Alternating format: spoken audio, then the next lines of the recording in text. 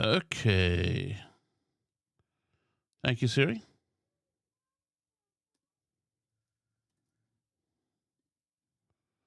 Check one. All right. Am I up there?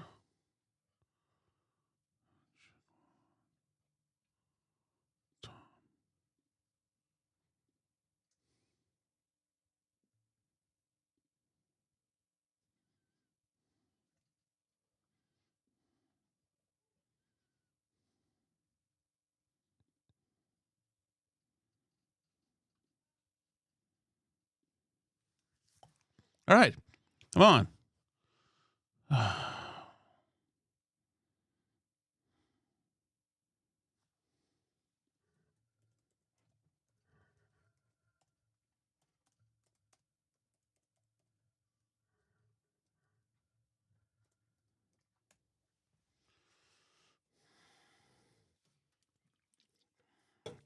All right, let's get going. Right. Here we go. 5, 4, 3, 2, 1.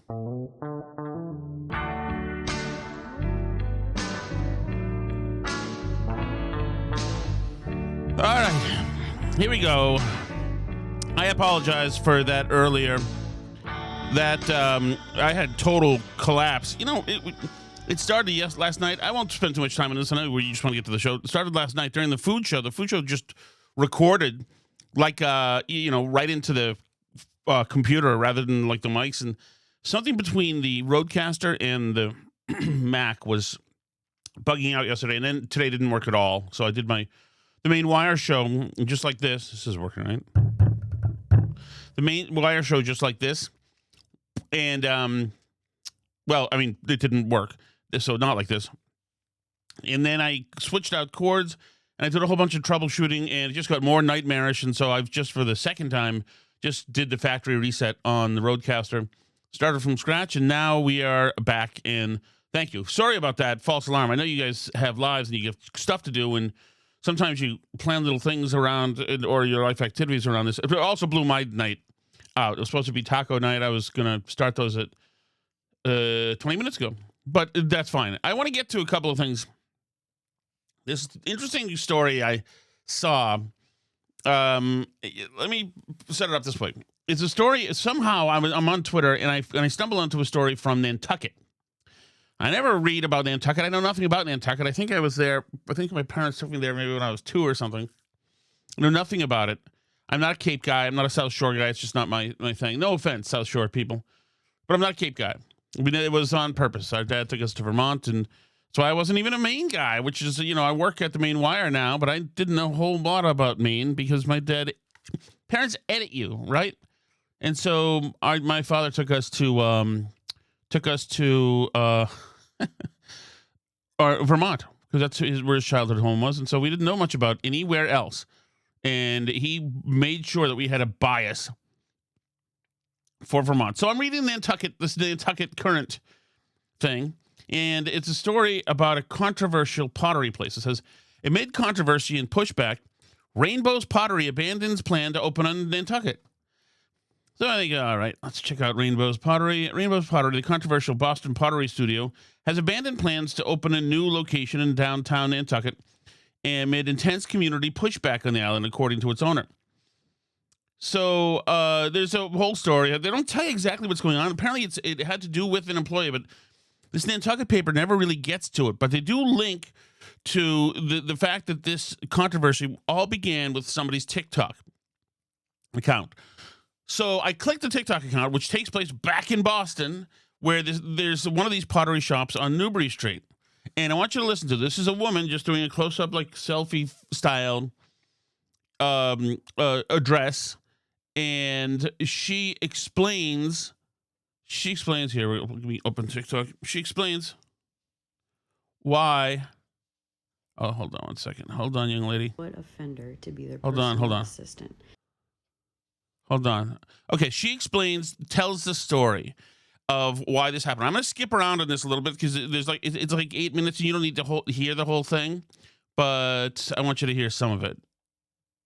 I'm business on Newberry Street has hired a level 3 you-know-what offender to be their personal assistant. And now he's using it to prowl Newberry Street to try and pick up women. Also, Chunk is snoring in the background, so that's what that is. That's the dog snoring. It was snowing yesterday, and I wanted to play in the snow, so I walked through the common, and I got to Newberry Street. A guy approached me with his dog. He's giving me compliments, asking me my name, where I'm from. Says, hey, I'm getting off work around 1 o'clock. If you wanted to get a drink, that would be awesome. He seemed nice enough. I was like, sure, why not? He hands me his phone so that I can give him my number. I give him my number, I hand it back. He looks at me, he goes, so what are you doing right now? I said, I'm going to get a jacket. He looks at me dead straight in my face. No laugh, no smile, no anything. Says, I would look better on you. I was stunned. I was like, oh, how about drinks first? I kind of just laugh it off and walk away. He yells. So those of you who are shallow, yeah, she is an attractive woman, probably like 25. She's attractive. She definitely, she lives in downtown Boston. You can tell she's got the lip implants. She's got a couple of tats, but she's a good looking young lady. And let's continue right there. I'll hit you up around 1 o'clock. We'll go get a drink. You know, my dog won't be there. It'll just be us. Being like cute and quirky, you know, right? I'm walking home and I'm like, I don't know. Like, this guy talked to me for 30 seconds and he said that? This doesn't feel right, right? Like, red flag. So I look him up. I always use Been Verified. I always get a ton of information from them and it's $1, right? So I look him up, nothing. It gives me a last name. I didn't have a last name, so now I have a first and last name, but that was so weird to me because I always use that site and it always gives me a ton of information. I start searching him on Google. He's on the registry for you-know-what offenders. He's a level 3. A level 3 means that they are at the highest risk of reoffending. I'm like, you gotta be kidding me. He has to go in quarterly, take a photo, and update where he works and where he lives. And they always have where they work and where they live on the registry. And sure enough, where does he work? Newberry Street. I have an address, so I put it into Google.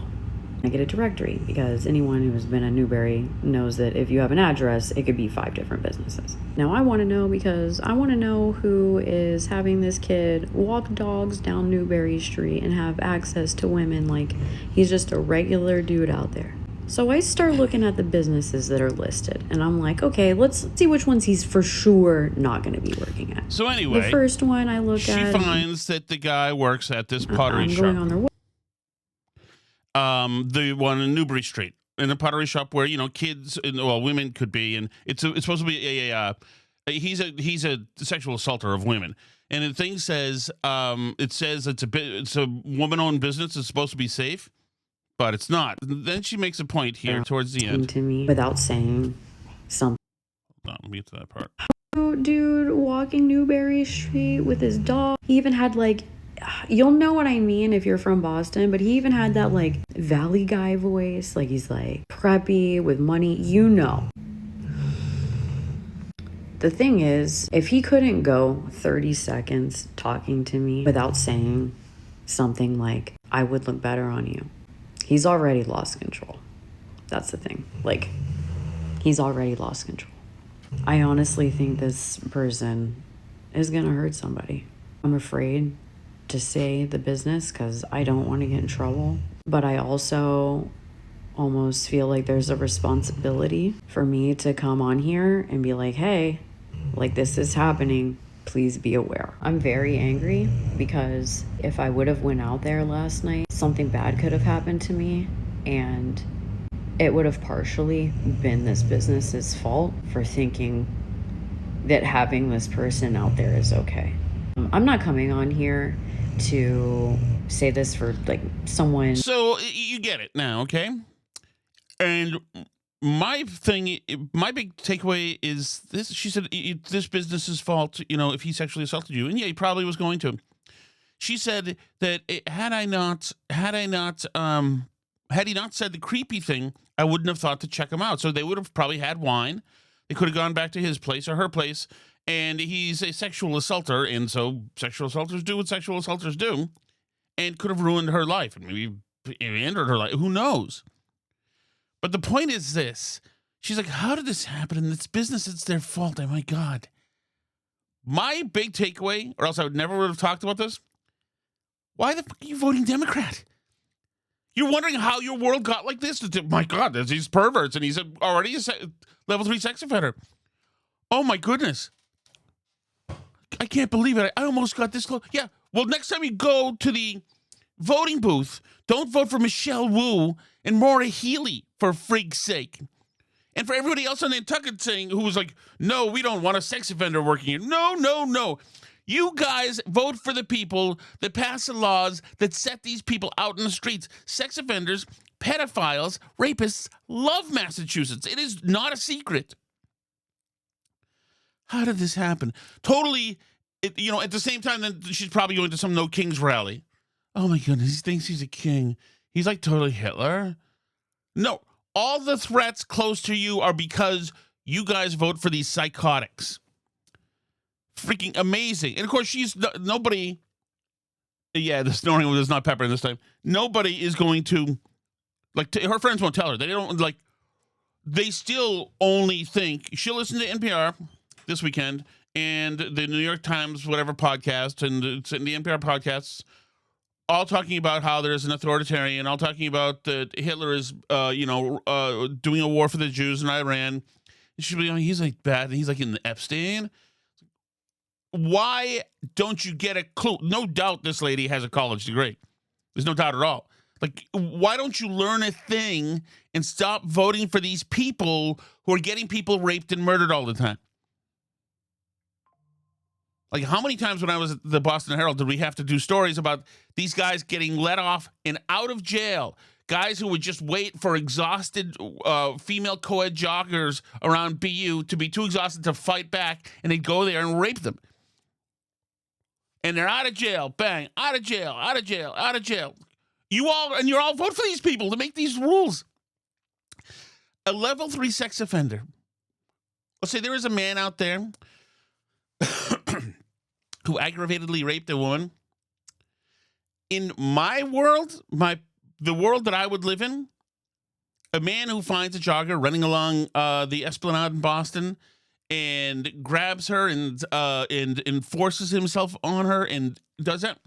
In my world, that guy's seeing an effing firing squad in 1 month. In my world, I know that's not practical, but freaking live in the world where you have to worry about that. Live in a world where that's the kind of thing that happens. But no, I want to vote Democrat. Vote for Maura Healey. It was really important. LGBTQIA+. She rode a scooter during the parade, the gay parade, and so she's so cool. She's so cool. Trump is so bad. F you, dude. I am not having it. Let me get to some more audio here. I feel so behind in a way.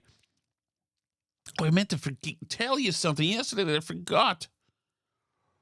Oh, what was I saying yesterday? I think it's I forgot a big thing about.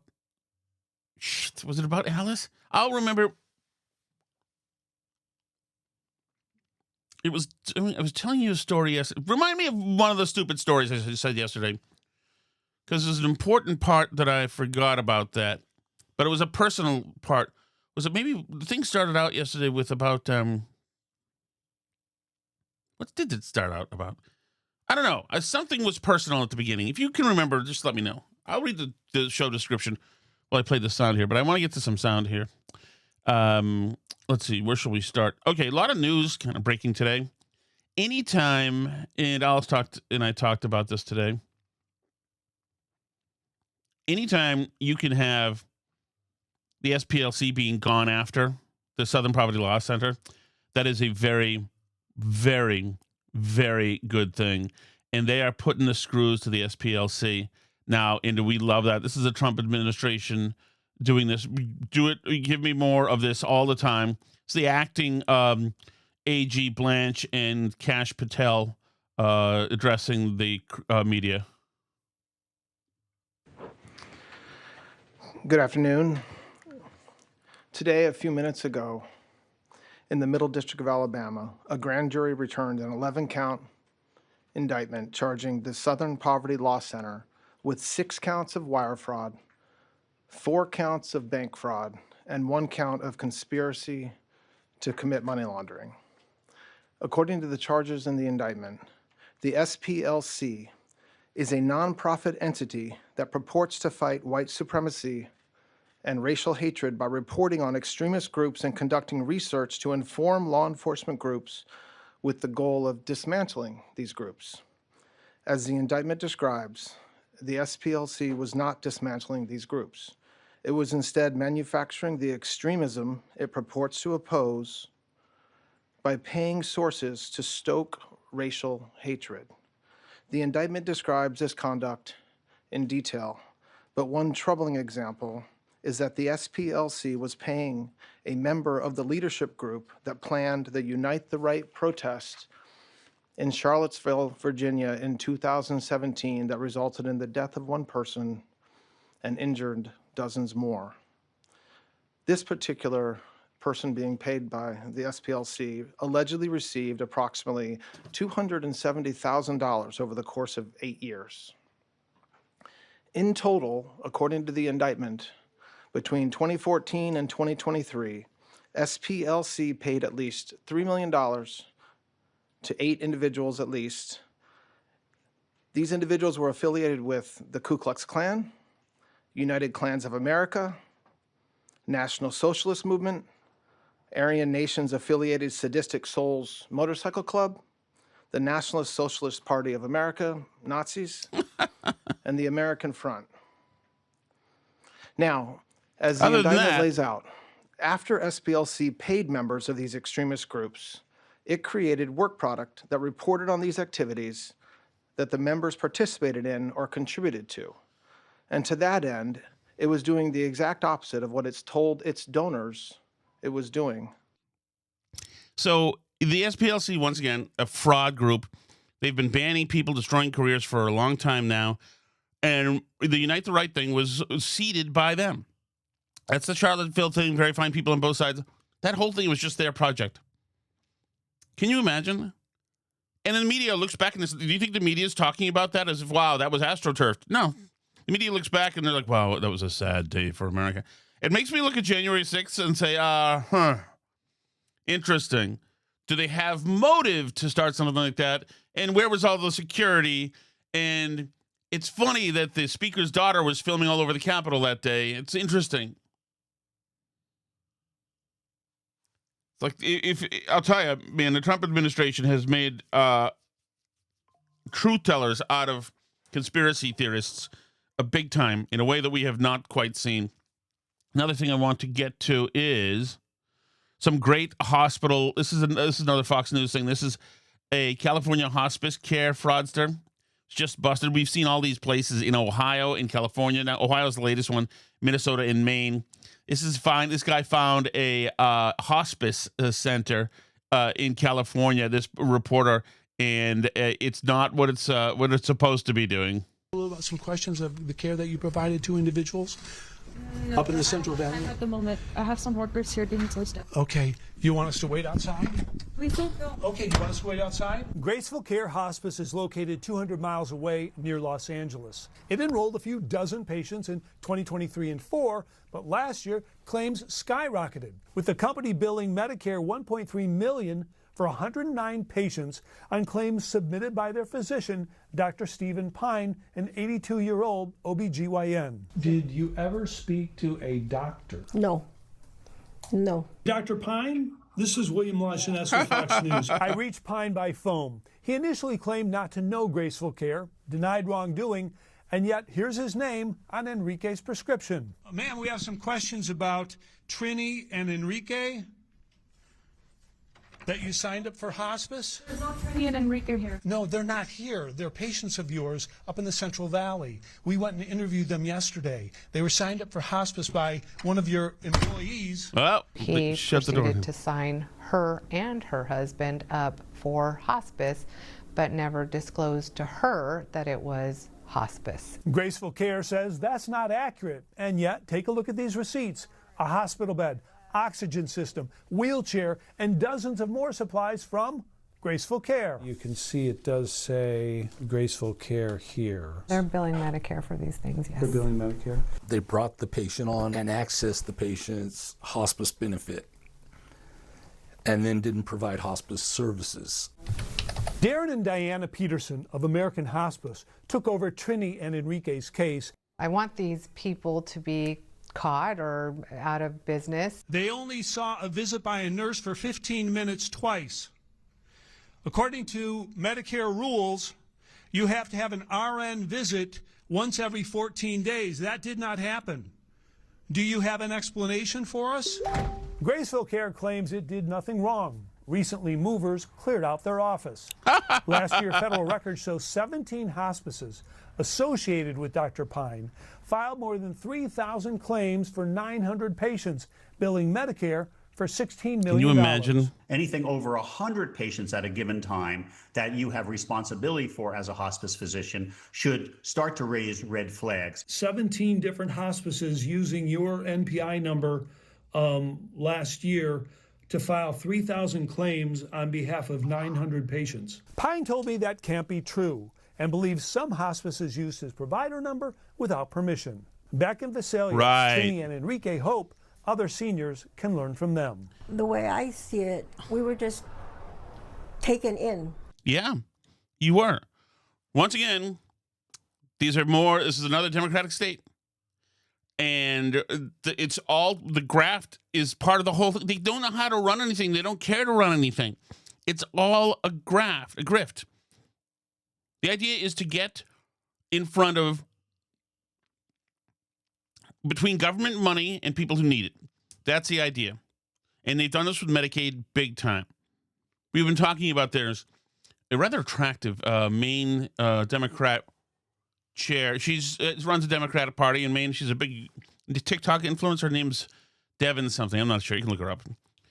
And it's interesting that they picked a TikTok person, but she also ran a nonprofit a few years ago, and just gobbled up some government money. And they are so good at this, following these grants, block grants, other designated grants, other earmarked money. They're so good. They do this for a living, and they clean up. They freaking clean up. And you have people bitching and moaning about healthcare companies and the Medicaid system and hospitals. Yeah, because everybody is gaming the system because the Democrats run on it all the time and they're grifting off of it. Like, there's hardly anybody in this game who's honest. They don't. They consider it, I forgot the Howie thing, always a grift or something. It's always a grift for these people. It's always a grift. They never get sick of it. They never get satiated. It's always a grift. Let me see. Swalwell sent dick pics to people. Video messages of himself. Now, even if I was equipped with laudable stuff, I don't get that. I don't get the D-pic thing. I don't get it. I don't get the risk of it. I don't understand what that seems to me that's like a public park flasher. It's about just imagining somebody's response, I guess. I don't get that. But Swalwell, dirtbag. We're not surprised about anything with this guy. Just a dirtbag. A dirtbag. Oh, hopefully, I'd love to see him in jail. I'd love to see Schiff in jail. I'd love to see a lot of people in jail, including this shooter, Cole Allen, who tried to shoot President Trump. But once again, this is going back to the justice system now. You vote for Democrats. Here you go. The judge in this apologized to the shooter. Guy who actually literally shot a Secret Service agent was apologized to. This is what we're doing now. This is 2026. Allen, for the treatment he's received so far while he's been behind bars. He said he apologized. He's been put on suicide watch by the Department of Corrections, and the judge was asking why.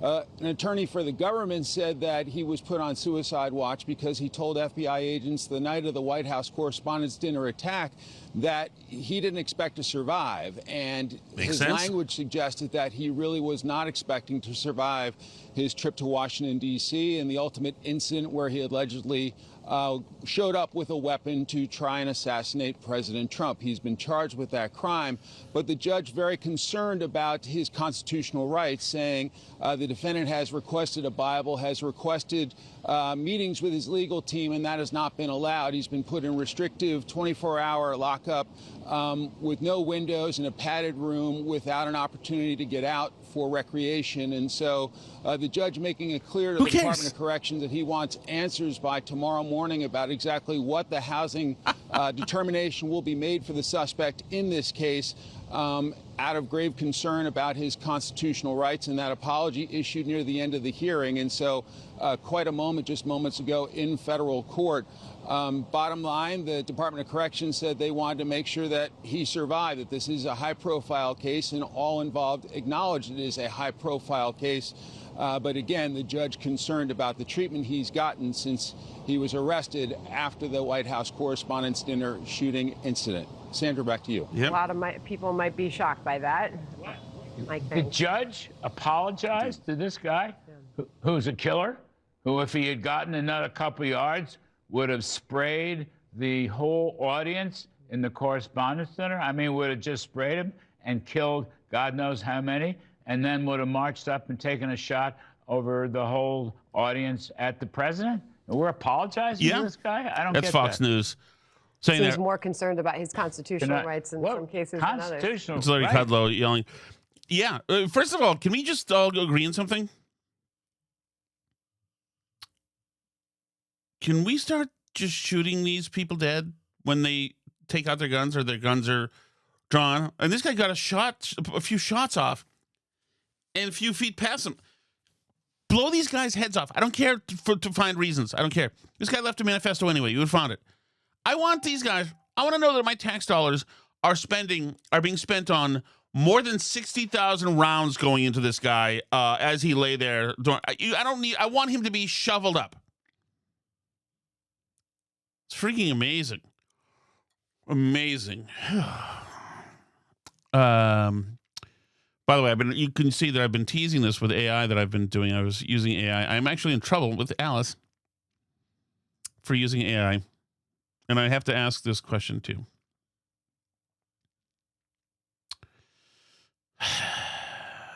And I need you to be honest with me.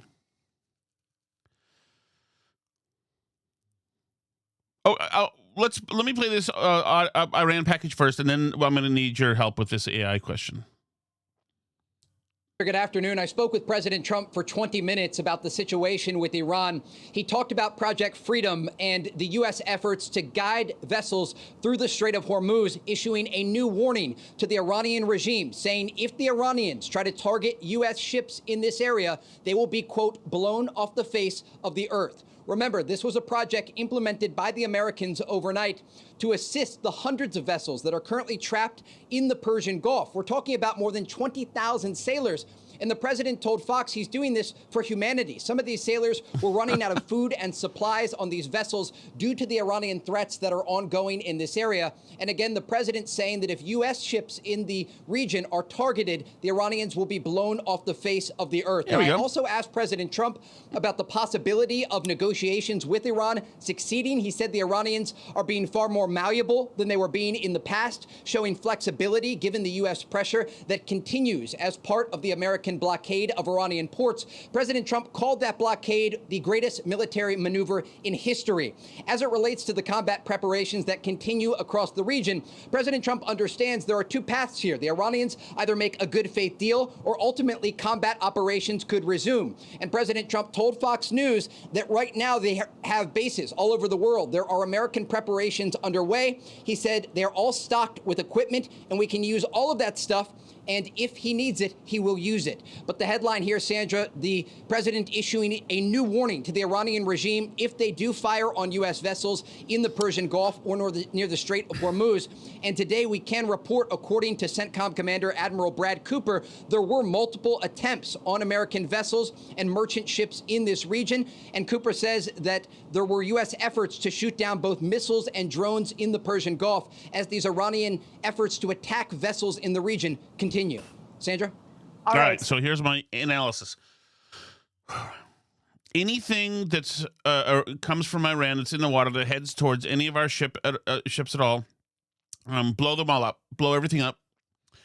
Anything that you think might be Iranian, blow it up. Anything that you don't know sure if it's Iranian, blow it up. Anything that could be, might not be, blow that up too. Blow them all up. keep whacking all these Iranian leaders. Keep the embargo on, the blockade on.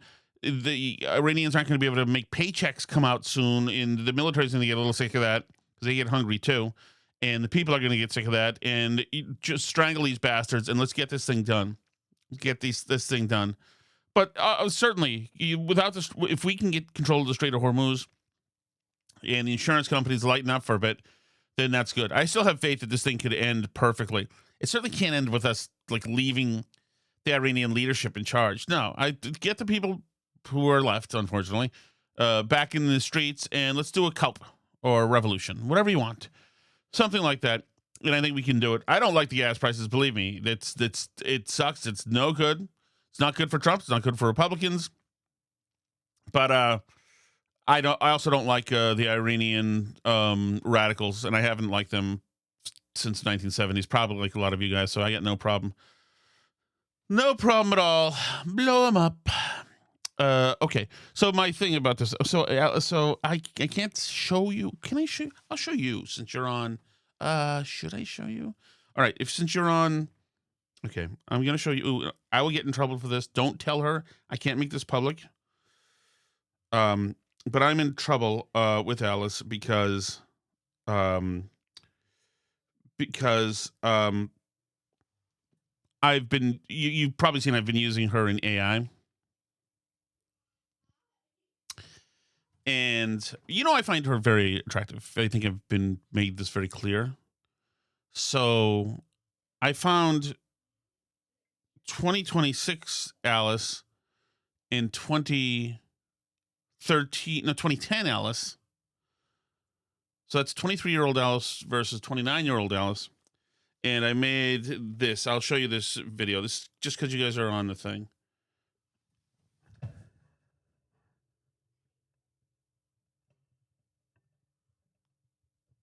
So, oh, sorry. If you haven't seen it. I don't know how fast this thing's going. Probably not too fast, not too slow. So there you go. Yeah, so it's two versions of Alice, actually taken from Alice, and they're making out. So I've made them make out. She doesn't think that's good. She thinks it's weird. I want to be honest with you about something. I don't know that it's weird. I mean, it's my own wife. It's two versions of my own wife, both of whom I married, I think. In AI, I don't think it's probably weird, but I find her attractive, and if I'm thinking of her, that's not cheating, right? And it's just two hers, just kissing. That's not usually my thing either. But I'll tell you another. So, am I wrong on that, or am I right on that? Like, can I be blamed? Is that wrong? I don't think so. The only thing is that for a second today, this is weird. This is the new thing, an AI thing. For a second today, I watched the picture, and I saw how the two Alices were kissing, and it's kind of like in a way that Alice does kind of kiss, like little nibble thing, and I got jealous. I got like insecure that like the thing that I'm used to, it was weird. I'm not crazy jealous.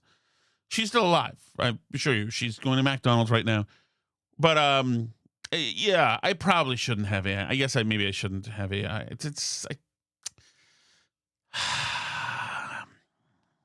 If you do this too, like, wouldn't you do this? I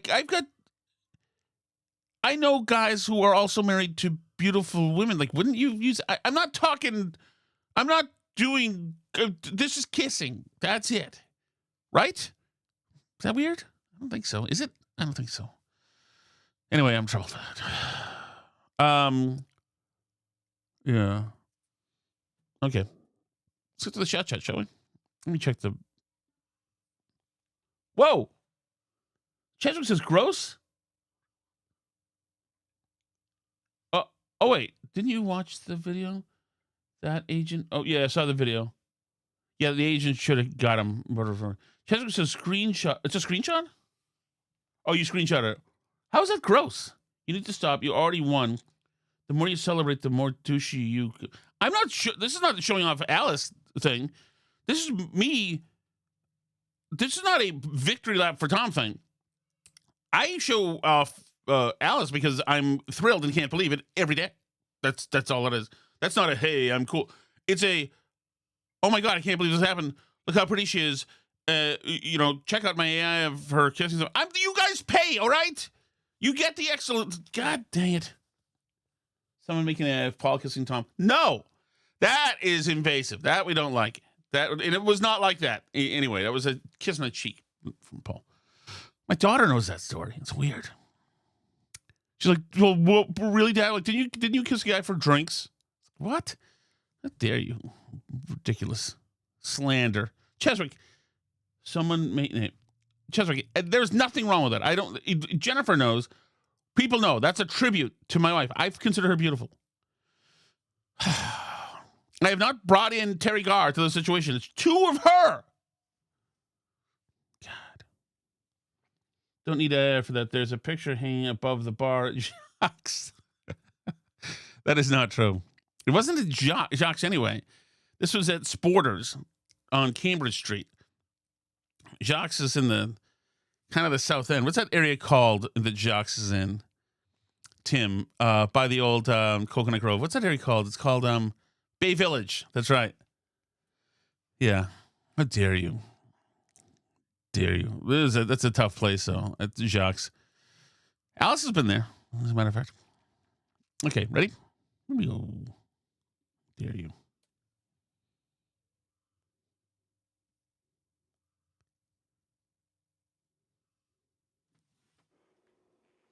Hey, Billy from Manchester. Hey, Billy. Wow. Well, a pathetic Jesse Jackson style shakedown by the Shattuck family. This entitled family shaking down a struggling Hampton Inn. Oh my God. It's just perfect. Just perfect. 18 seconds. Billy, he was a great shakedown guy. There's no doubt about that. But this is absolutely not. Absolutely. Man, if I were a protected class, though, man, it would be tempting. Oh, everybody else has such good grifts. Got nothing. Nothing, I say. Hey, Tom Thomason here. Hey, Tom. I agree with you. The war in Iran is going fairly well. Yeah. Mistakes are always made in war. I mean, come on, give me a break. Yeah. I think the one big mistake that was made was Trump announced to the civilians that didn't like what was going on. He announced too early to, we're coming, we're going to be there. That started the protest that killed 10, 20, 30, 40,000 willing participants. That statement should have been made the day before we started bombing. And he waited, 2 weeks. That's the one big mistake that I believe was made. 55. Tom, I share that sentiment with you, although I don't think you're exactly right. That didn't start those protests. It might have prolonged them, but they were getting shot by the time he said that. But yeah, no, I definitely think when he said help is on the way, that they were like, okay, it's 10 minutes, But, I think he got over there as quickly as he could to do the thing. And this is second best to having been there right then. No doubt about that. Hey guys, Andy in Cambridge, 5 minutes east of the Phoenix Landing. Hey, Andy. Lots to unpack tonight. Yes. First off, Cambridgeport is south of Mass Ave, and I live off Main Street, which is the road that goes to the Longfellow Bridge, and I am due east of the Phoenix Landing. Okay. Yeah, Main Street. That's where the... Oh, wait, I guess maybe we were Broadway. Yeah, but it's Broadway and Main is the Marriott... Cambridge Marriott. Yeah. Okay, yeah, Main Street. Gotcha. And the bar that you think of as the Cambridgeport Saloon, when I worked there, it was Father's 4. Okay. And the chain that it was part of included Father's 2 in Kenmore Square, which changed its name to something I can't remember. Yeah, I think it changed its name to Reggie's or something. That was a great bar. Harry's. That was Harry. I don't know. That was a great bar. And the one across from the Fenway parking lot. Father's First, down off Brookline Street in Brighton, That's Comm Ave. I think that became the Our House Left. Our House West, I think. I have that right, Andy? Closed pretty much 2 weeks after I first moved to Alston. Yeah. Included in this chain were such illustrious venues as the late, great Bow and Arrow Pub in Harvey Square. A great bar. A great bar. I used to go there just before it closed. I think they had $1 drafts or $2 drafts. Oh, the Bow and Arrow was a freaking great bar. That's the bar. I got a number. You like apples? That's that bar in Good Will Hunting. And someplace down near Charles Square called the Beacon Hill Pub. All the same ownership. Yeah. So that's what I've got to say for today. Yeah, Cheers, guys. It was Charles Street and Cambridge Street, Beacon Hill Pub. Great bar. Always smelled bad. The stalls had no doors or no payphones in there. Oh, it was a nice dive hellhole. Oh, goodness. Oh, I had mostly nights of horrid rejection from these beautiful Beacon Hill girls, but not 100% of the time. But, I love that place. It was so good. Then again, I was young and I was alive, too. So no, I wouldn't find it good, probably.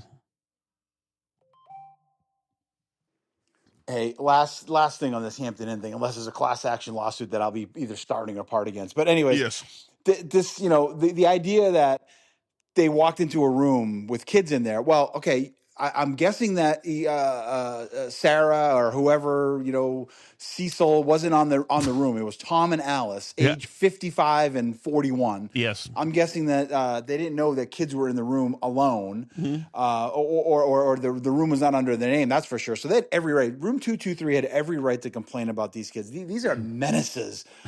We hear it every day. I don't want to harp on it again, but now this is going to be great. This is going to start a whole thing. The Jackson family will now be suing. I can't wait. Free hot dogs at the fire department. Taste bad? Let's sue the fire department. Let's shake down the fire department. It wasn't that it tasted bad. It tasted good. So the woman told me that there was no sesame, and there was, and the child got sick and needed his little EpiPen.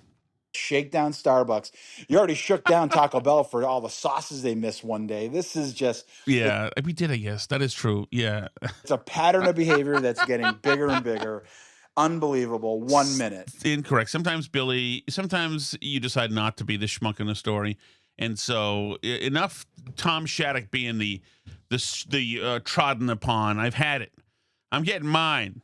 As my girl in Malden said, Susan in Malden, who had literally been biblical romantic with about 6,000 people in the town. I'm getting mines. She said that after she got in a car crash and decided with her neighbor and decided to sue the neighbor she got a personal injury attorney, which I assume she slept with as his payment. Then she got a masseuse who came over, who I know she slept with as payment, but she needed that so that she could prove to her sleeping with lawyer that to make the thing in court go so she could get a settlement or something. That's how that works. I do miss her too, though, by the way. Oh, if you could hear her accent. Oh, it's great. Oh, Susan. She's happily married now and with 2 kids. Mm-hmm. She was classic. It's funny because it was out at the time. Chris Rock, when he was asking a girl for a certain romantic act, and she was like, I don't like to do that. He said, if you don't do that, you can't compete. Remember that act, like in 92? Yeah. She was always telling me the stuff that she doesn't do. Susan was always telling me the stuff that she doesn't do anymore that she used to always do with all the guys we drive past when we drove through Malden. It's great. Healthy relationship. Now I make AI clones of my wife kissing my wife. Okay, so here we go. Hey, Tom. Hey, Tom Thomason here. Hey, a little advice to Billy. Ooh.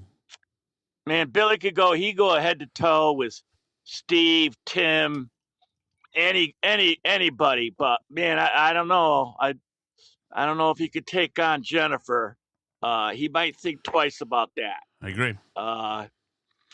Anyway, I do kind of miss the days when there was a really battle royale going on for a while, but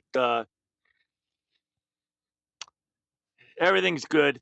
Everything has its own place and time. And well said.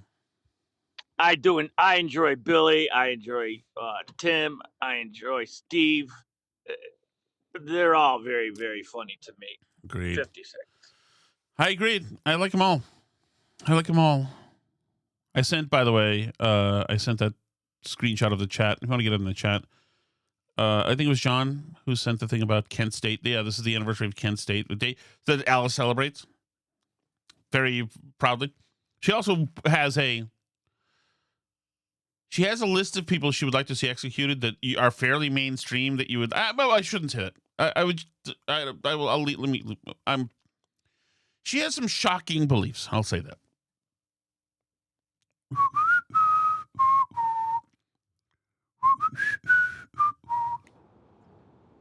Hey, an angry Billy from Manchester, dejected Billy from Manchester. What's going on? I try to do some content. It's mostly comedy related, if you want to call it that. It's in jest. It's to get a rise, whatever. But I'm almost hurt right now. Wow. I'm kind of tearing up. I listened to the All You Can Mail In Food podcast, and you were talking. Your fat ass was talking about, and by the way, you're still fat. Yes, I know. You're talking about pork ribs. Yeah. And marinating them in Sweet Baby Ray's. Yeah. I sent you a case twice of sauce, barbecue sauce, and you sit there and tell me that you're going to do Sweet Baby Ray's versus something that I sent you, that I sent via FedEx, that I spent a lot of money on. You did. I'm perplexed. I'm saddened. It's 58 seconds, 59 seconds. Very sad. Billy, I got to tell you, my mind must have just compartmentalized it. I can't believe that didn't hit me. I was just thinking, like, okay, I'm going to get the very generic country ribs, throw them in there, throw in whatever this generic sauce. It never occurred to me. I am ashamed. I owe you an apology. You're right. Holy frig. I'm like sitting on a ton of beautiful barbecue sauce. Oh, dude, that is disgraceful. I apologize. Billy, I owe you a beer or several. I can get, I'm going to send you some barbecue sauce. That is, what bad form that is. God, that might be my suckiest moment of this year. Oh, that is a great point, Billy. I'm sorry. I will redeem myself. I apologize for that. That's a straight up good point by you. Oh, freaking jerk I am. Hey guys, Andy and Cambridge, 5 minutes east of the Phoenix Landing again. And nevermore will I doubt Tom when he starts spewing his, I was a concierge in Boston, and therefore I know that Edgar Allan Poe actually does have deep ties to the city. Cheers. Thank you.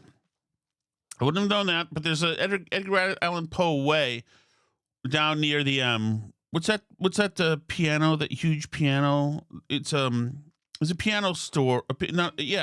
It's a brand name of a piano too. Damn it. Steinway pianos across Boylston Street from where the Gilbert Stuart gravestone is. And there's a little alley there that says like Edgar Allan Poe Alley. So I think they piqued my interest at one point. By the way, there's also it might be the Steinway store itself or another music store that's right next to it, where you can go, the public's not allowed, but downstairs is a huge music hall, like with a oval ceiling from the like 1910s, 1920s. I've seen it. You Google it. It's freaking unbelievable. I would have loved to have seen that. I like that old stuff. I freaking love it. Love it. All right. That maybe this was somebody that Ashland set up to glaze him so that. Hey, Tom. Speaking for myself, probably some of the other listeners, let's face it, probably most of America, but can you please not use that term glaze when you're talking about another guy? Ugh, coming from you. No, Tim, you're missing out on this. I understand. I would have thought so too, but I've come to find out from the Gen Z in my kids that glazing means just praising. If you're really glazing somebody, so So it doesn't sound like it does. I think in 1993, if you had said, you would have assumed that was something very different. But no, what it means is you're praising somebody. So for instance, my son Cyril hates going to Anson's plays because after the plays, everybody glazes him. Keep it clean, Tim. And that means praises. That's what that is. That's what that is. I'll do some verification work on that just in case I'm making a horrid mistake for the ages. But that's what that is. Thank you for all your patience, by the way, everybody. This has been this thing biting the dust today was freaking aggravating. But I appreciate it. Everything is new now. I do need a new cord. Yeah, I will try to not have technical problems like that again. And I appreciate it. I can't remember the thing I couldn't remember still. But check out my AI. I'm getting really good at it. Maybe not really.